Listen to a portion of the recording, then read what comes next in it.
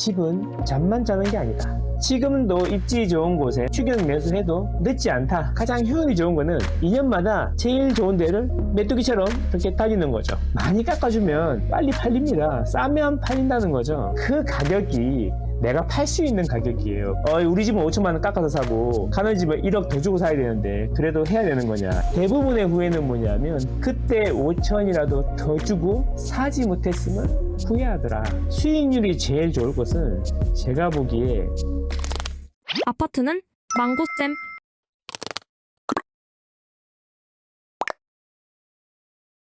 갈아타기를 해야 될지 말아야 될지, 한다면 어떻게 하는 것이 현명한지 그 이야기 한번 해보겠습니다. 자, 여러분, 갈아타기는 해야 됩니까 말아야 됩니까? 자, 보시면 토끼와 거북이가 있는데 요즘 고민하신 분은 갈아타기를 하고 싶은데 이 토끼와 거북이처럼 이게 상급지가 약 올리면서 먼저 가버렸단 말이야. 우리 집은 이제 천천히 거북이처럼 가격이 안 오르는데 상급지는 토끼처럼 깡총깡총 뛰어갖고 얄밉게 가고 있다. 그러면 지금 사면 상급지를 따라잡으면 무리가 많이 되고 추격 매수가 아니냐, 이런 이야기죠. 추격 매수를 해야 되는 거예요? 말아야 되는 거예요, 여러분? 요거부터 한번 이야기해보자 라는 거죠. 그럼 이제 제일 중요한 것은 집을 살 때 제가 여러 번 말씀드리지만 실거주냐 투자냐, 이게 중요하다는 거죠. 요즘에 이제 보면 현상 브리핑은 되게 잘 하시는 분들이 많아요. 현재 이 집은 이렇고 출퇴근하기가 좋고 아이들 키우기가 좋고 지하까지 엘리베이터가 연결이 돼 있다 안 돼 있다, 이런 이야기들은 참 잘 하시더라고요. 근데 사실 그게 중요한 건가 잘 모르겠다. 놀이터 바닥이 친환경 재질로 안 돼 있고 지하주차장이 연결이 안 돼 있어서 가격이 싼 거라면, 우리 이제 뭐 40년 오래된 이제 강남 아파트 이런 것들은 놀이터도 없고 지하주차장 자체도 없는데 왜 비싼 건가, 이런 것도 한번 생각해 봐야 되겠죠. 어쨌든 중요한 건 집을 사실 때 지금 당장의 컨디션도 중요하지만 실거주로 하는지 투자로 하는지, 이거에 따라서 전략이 달라질 수 있어요. 우리가 이제 집을 한번 사는 거는 호흡을 좀 길게 보고 하시는 게 좋습니다. 자, 그러면 결국에는 뭐냐면 실거주냐 투자냐 이야기는 입지를 보고 들어가느냐 수익률을 보고 들어가느냐, 이런 이야기인 거죠.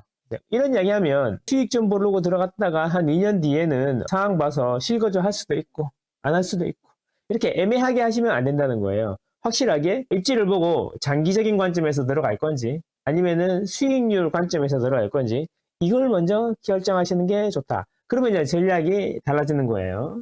자, 실거주 위주로 들어가신다 라고 하면 이런 걸 생각해 봐야 돼. 집은 잠만 자는 게 아니다.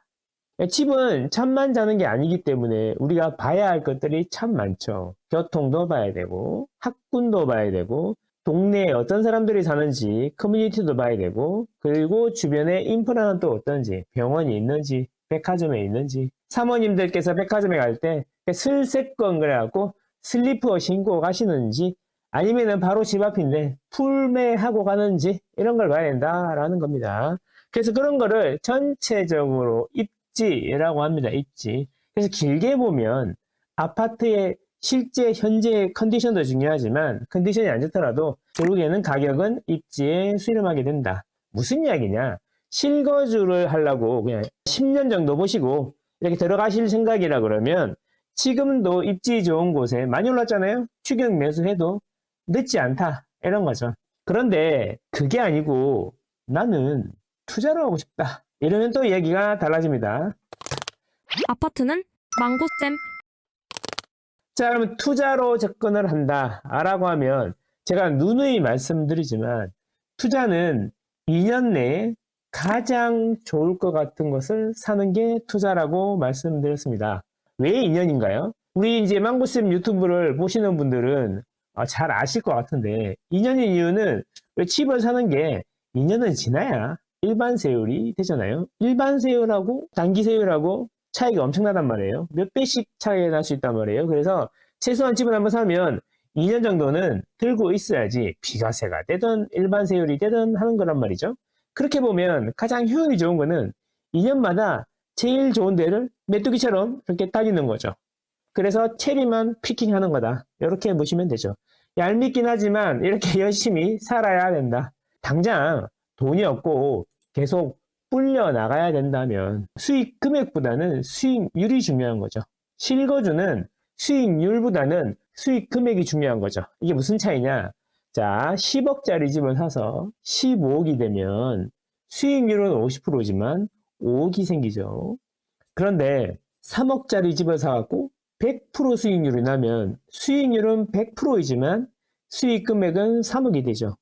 자, 전자는 수익 금액 위주로 가는 거고, 이게 실거주는 보통 이런 컨셉이에요. 후자는 수익률 컨셉으로 가는 거죠. 자산이 좀 적어서 빨리빨리 스노우볼처럼 굴리려고 그러면 이렇게 수익률을 쫓아다녀야 되는데, 그 효율이 가장 좋은 게 2년이다. 이런 이야기입니다. 무슨 이야기인지 아시겠죠? 그러니까 그냥 이 아파트가 좋아요, 이 아파트가 좋아요 해가지고 이 아파트는 이래서 좋아요, 저 아파트는 저래서 좋아요, 방이 3개라 좋아요, 여기는 화장실이 이래서 좋고 구조가 이래서 좋아요, 이런 것도 중요하지만 그거 좀 큰 그림을 그릴 수 있어야 된다. 그거는 이제 그 정도는 인터넷 열심히 찾아보고 하다못해 챗 GPT한테 물어봐도 알 수 있는 내용들이다. 이런 겁니다. 그래서 큰 그림, 이게 중요하다라는 겁니다. 투자냐 실거주냐, 이게 중요하고 그에 따라서 전략을 짜야 된다. 아파트는 망고쌤.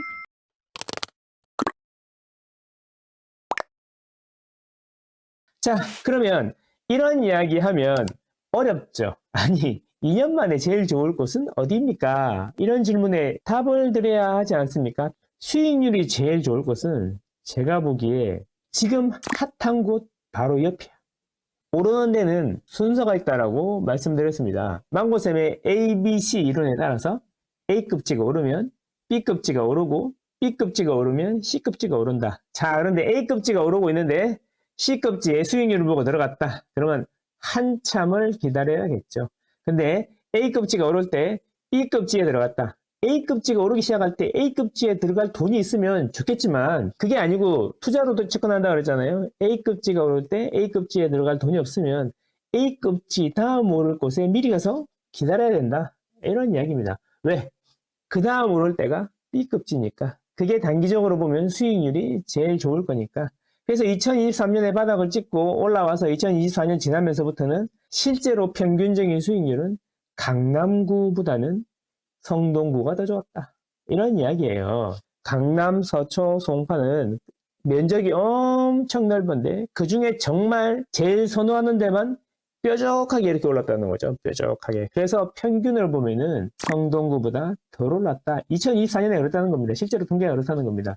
성동구는 전체적으로 평균이 올라갔지만 편차가 크지 않다는 거죠.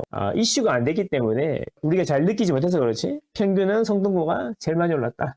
2025년 초에는 잘 알고 계시지만 과천이 수익률이 꽤 좋았습니다. 자, 무슨 이야기 하고 싶으냐? 지금 파도가 어디쯤에 들어와 있는지 알아야지 그 다음 오를 때를 알 수가 있는 거죠. 자, 요거 한번 보시죠, 요거. 제가 그래서 지난주에 보여드린 게 이런 의미를 가지고 보여드린 건데, 보세요. 강남 3구가 오르고 난 다음에 주변으로 온기가 퍼지고 있는데, 특히 이건 남쪽으로 경기도, 과천, 분당 이런 데가 많이 오르고 있다. 그런 말씀 드렸죠. 그래서 이게 온기라는 게 강남 3구를 중심으로 그 다음 오를 곳은 어디예요? 여기죠, 여기. 이 원안에 있는데 그러면 이제 강남 3구가 오르면 우리는 그 다음에 투자 수익률을 생각한다면 어디로 가야 돼요? 강남 3구 말고 제가 항상 말씀드리는 한강 주변에 6개 구, 강동구, 광진구, 성동구, 용산구, 동작구, 마포구, 그리고 하나 더 추가해서 양천구. 여기를 말씀드리는 거고, 우리가 서울에만 관심이 있었는데 사실 밑으로는 과천이나 평촌이나 분당이 많이 오르고 있다. 이런 이야기죠. 그러면 강남에 오를 때 강남 갈 돈이 없고 투자로 본다 그러면 아까 말씀드린 6개 구나 아니면 과천이나 성남 이런 곳에 가 있어야 된다. 그런 말씀을 드리는 겁니다. 그래서 이게 파도가 어디까지 퍼졌는지를 알아야 2년 동안 수익률이 가장 좋을 때를 알 수가 있다. 이런 거죠. 이게 조금 더 진행이 되면 이 범위 안에 있는 곳들이 이제 오르겠죠. 근데 원이 동그라미가 좀 밑으로 쳐져 있지 않습니까? 자, 보통 보면 이게 동심원을 그리는 게 아니라 이게 남쪽으로 좀 넓게 퍼지는 경향이 있습니다. 남동 쪽으로 넓게 퍼지는 경향이 있어서 이런 모양을 그립니다. 이렇게, 이렇게, 이렇게. 중심이 똑같은 원이 아니라 중심은 밑으로 좀 내려온다. 이런 이야기입니다. 그러면 이제 우리가 어디로 가야 될지 알라 그러면 망고쌤이 그려놓은 망고 맵을 보면 대충 알 수 있겠죠. 자, 그리고 중요한 게 있습니다.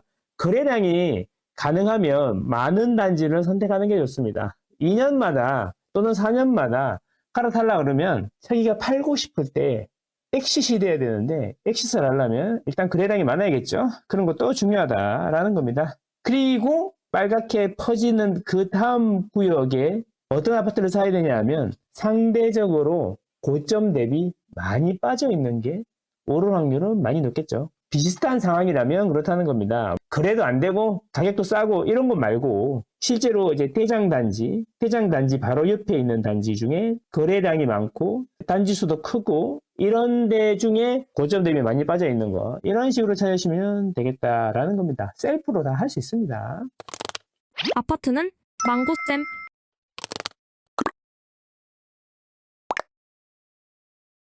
여러분 갈아타기 할 때 매수 매도 전략을 잘 짜셔야 되는데 1번 먼저 팔아야 됩니다. 자 이게 순서가 중요한 데 있잖아요.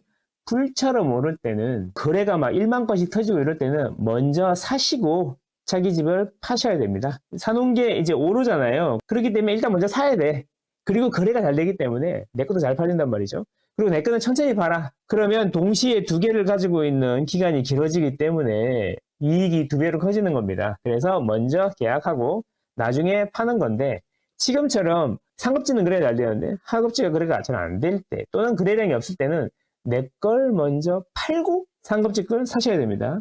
이런 경우 있어요. 상급지가 빨리 오른다고 상급지를 먼저 사놓으면 내 거를 팔아야 되는데 안 팔릴 수 있어요. 그러면 이제 어떻게 해요? 쫄리잖아요. 쫄리면 가격을 확 많이 깎아야 되는 경우가 생긴다.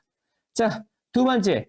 깎아주는 것도 생각을 해봐야 된다. 이런 분들 있어요. 내놓은 지 1년이 됐는데 아직도 안 팔린다. 이런 말씀 하시는데 그러면 다 이유가 있을 겁니다. 많이 깎아주면 빨리 팔립니다. 싸면 팔린다는 거죠. 내 물건의 경쟁력이 떨어진다라는 거잖아요. 그렇게 해서 6개월 보내고 1년 보내다 보면 내 건 5천만 원 올랐는데 가고 싶은 곳은 2억씩 오를 수 있다라는 겁니다. 제가 2023년부터 계속 말씀드린 거 빨리 넘어가라 라고 했던 게 이런 이유 때문에 그렇다. 안 팔리면 깎으면 된다. 그래도 잘 안 팔린다? 그러면 최대한 많은 곳에 내놓으십시오. 부동산에다가 저희가 잘해드릴게요. 이런 이야기 듣지 말고 최대한 많이 내놓으시면 됩니다. 한번 팔고 나면 다시는 안 만날 수도 있습니다. 자, 그러면 어떻게 하면 되냐면은 네이버 부동산에 들어가서 해당 단지에 물건을 내놓은 모든 부동산을 다 찾아가지고 네이버 매물에 보면은 부동산 중개업소 연락처가 나오고 핸드폰 번호가 대부분 있습니다. 그 핸드폰 번호를 30개 정도 복사해 와가지고 동시에 문자를 보내는 거를 주로 많이 해요. 30군데를 보내면 거의 연락이 옵니다. 팔리면 좋은데 그래도 안 팔리면 50개, 100개씩 계속 늘려가면 됩니다. 그러고도 안 팔리면 물건에 하자가 있는 겁니다. 너무 비싸게 내놓은 거죠, 사실. 예. 그렇게 해보시면 되겠다. 그리고 깎으면 된다. 많이 벌어놓은데 안 팔려요. 그러면 조금만 깎으면 됩니다. 그리고 이제 많이 보러 오시는데 안 사시면 부동산에 전화를 해봐야 돼요. 왜 안 사시는지. 그 원인을 들어보고 그 원인이 공통적인 부분이 있을 거 아니에요. 이래서 안 된다. 그러면 거기에 맞춰가지고 그걸 바꾸든지 깎아주면 됩니다.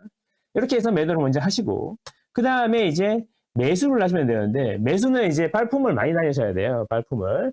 최대한 많이 봐라. 이제 그런 말 있죠. 많이 물어보면 가격이 올라간다. 그러는데 실제로 부동산도 그걸 다 압니다. 언제쯤 이야기 하십니까? 부동산도 다 알아요. 전화 자꾸 하면 주인이 안 파는 거 알아요. 그래서 실제로 사고자 하는 마음이 확실할 때 그때 전화한단 말이에요. 그러니까 최대한 많이 보시는 게 좋아요, 물건을. 그래야지 타겟이 많이 생길 거 아닙니까? 그리고 물건이 없어도 많이 돌아다니면서 전화번호를 많이 남겨놔야 돼요. 그래야 좋은 물건이 왔을 때 나에게 전화가 옵니다. 자, 그리고 사고 싶은 마음, 사겠다는 의지를 강력하게 표명을 하셔야 돼요. 왜 그런지 아세요? 물건이 계약이 하나 나왔는데 그때 가장 먼저 내 생각이 나야 된단 말이야. 그러니까 부동산에 들어갈 때도 그냥 가지 말고 맛있는 거 사가지고 가시라 이거죠. 겨울에는 귤, 여름에는 맛있는 아이스크림이라도 사가시면 좋다라는 겁니다. 바카스를 저는 잘 안 하는데 왜 안 하는지 아세요? 바카스 사가지고 가잖아요. 그러면 소장님이 이런 말이에요.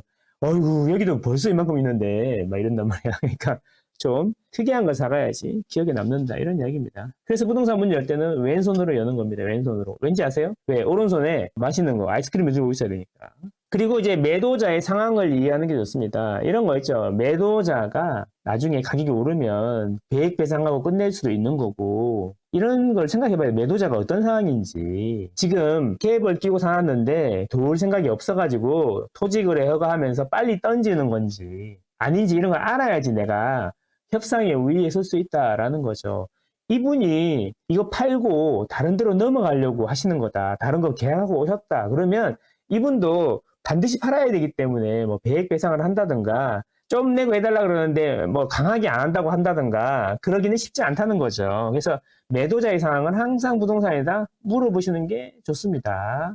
동층향 인테리어 비슷한 조건이면 인테리어가 잘 되어 있는 거 사시면 되고 동층향이 좋은 거 사시면 됩니다. 자, 인테리어가 잘 되어 있는데 2, 3천 비싸면 부동산에 물어보세요. 이 정도 인테리어 하려면 돈이 얼마 정도 듭니까? 물어봐갖고 한 5천 듭니다. 그러면 아, 그래요? 3, 4천 더 주고 사도 됩니다. 동층향 좋고 인테리어 잘 돼 있어야지 좀 더 비싸게 주고 샀더라도 나중에 팔기가 쉽기 때문입니다. 아파트는 망고쌤. 자, 이렇게 해서 잘 팔고 잘 사시면 되는데 초보 불인이들이 많이 물어보는 것들이 있는데 몇 가지만 알려드릴게요. 수수료는 어떻게 해야 됩니까? 이런 거 많이 물어보시더라고. 다 결정되고 나서 수수료를 물어보면 부동산에서도 수수료 잘 안 깎아줘요. 다 잡은 고기인데 뭐 할 듯 말 듯 해야 될 거 아니야. 할 듯 말 듯 밀당을 해야 될 거 아니에요. 그래서 수수료는 왠지 내가 계약을 할 것 같다. 이런 느낌이 들면 미리 이야기를 해야 됩니다. 미리 어떻게? 수수료는 얼마 정도 하시면 좋습니까? 그러면 이제 얼마 정도 달라 그러면 그 가격은 나랑 합의한 가격은 아니잖아. 그러니까 말은 할 수 있잖아. 자신 있게. 자신 있게 말하면 됩니다. 아, 좀 깎아주십시오. 돈 없다. 좀 깎아달라. 이렇게 하면 좋습니다. 뭐, 애기를 얻고 간다느니 이런 분도 계시던데, 실제로 그런지는 잘 모르겠고요. 자, 수수료는 미리미리 내고를 하는 게 좋다. 그리고 잘 안 팔릴 때는요, 자꾸 부동산에 전화해가지고 왜 안 팔리냐고 물어보지 말고, 지금 내가 안 팔리는 가격에다 내 욕심을 내놨을 수도 있잖아요. 부동산은 제일 먼저 팔릴 것 같은 거를 제일 먼저 올려놓습니다. 그래서 내가 제일 먼저 팔릴 것 같은 가격이 아니기 때문에 안 팔리는 걸 수도 있단 말이야.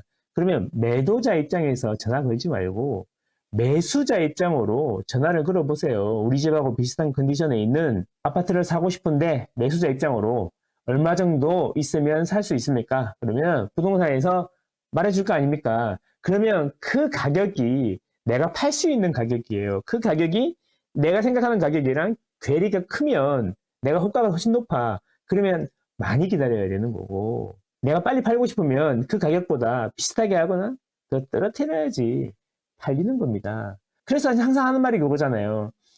우리 집은 5천만 원 깎아서 사고 가는 집은 1억 더 주고 사야 되는데 그래도 해야 되는 거냐 이런 말씀 많이 하시는데 길게 놓고 해보면은 그게 이기는 장사다. 남는 장사다. 이런 겁니다. 자, 그리고 후회를 많이 합니다. 사놓고 잠을 못 잔다고 후회하는 사람들은 시간이 지나면 금방 후회가 웃음으로 바뀌고요. 제가 올해 한 20년 넘게 한번 해봤는데 나중에 지나고 나서 생각해보면 그리고 주변 사람들을 보면 단 한 번도 그때 5천을 더 주고 사가지고 후회하는 사람은 못 봤고요.